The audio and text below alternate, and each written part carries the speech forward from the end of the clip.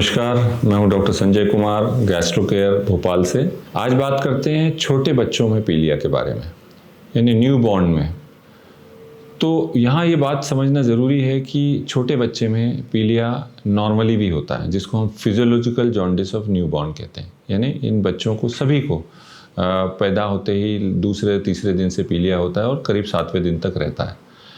इसका बहुत ज़्यादा महत्व नहीं है, पर महत्व ये है कि इसकी ग्रेड पे ध्यान रखें कि कितना पीलिया है, इसकी सीवियरिटी पे ध्यान रखें। अगर बच्चा बहुत पीला है तो हमें इसका टेस्ट कराने की ज़रूरत होती है, और अगर ये 15 से ज़्यादा आता है तो फिर हमें इसमें कुछ ट्रीटमेंट करना होता है, जिसको यूवी लैंप के अंदर बच्चे को रखा जाता है, जिससे ये कम हो जाए।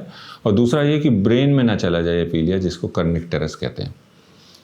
तो ये तो फिजियोलॉजिकल जॉन्डिस होता है।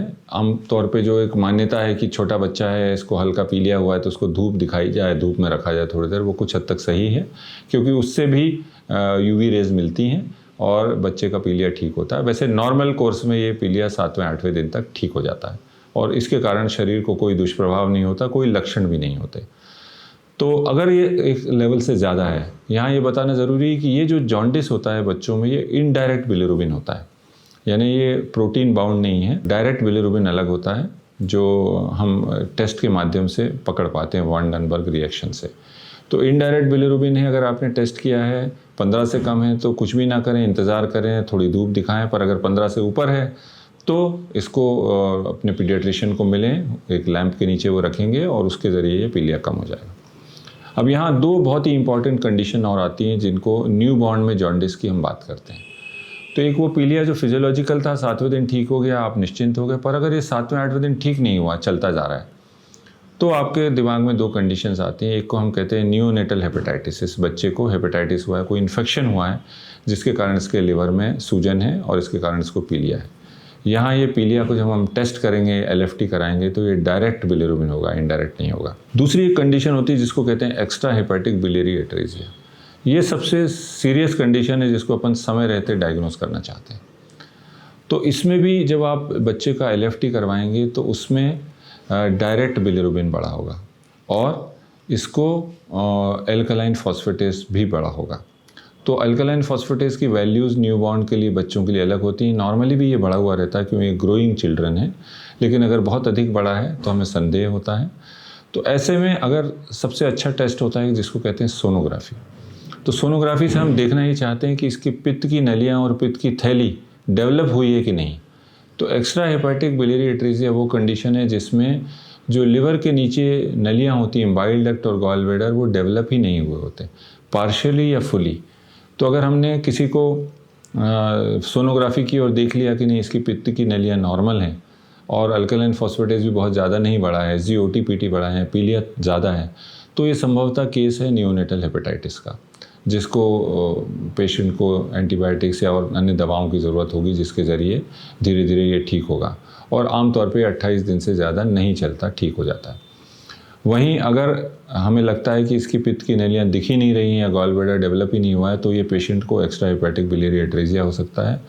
यहाँ समझने वाली बात ये है कि इसका इलाज जल्दी और समय पे होना ज़रूरी है, क्योंकि अगर समय रहते इसकी रुकावट को दूर नहीं किया गया तो इस बच्चे को लिवर सिरोसिस हो जाएगा और फिर इसको बचाना मुश्किल होगा। तो जल्दी ही अल्ट्रासाउंड करके कंफर्म करते हैं, और बहुत से पेशेंट में एक न्यूक्लियर स्कैन करते हैं जिससे कंफर्म होता है कि इसकी बाइल डक्ट्स फॉर्म भी हुई हैं कि नहीं हुई हैं।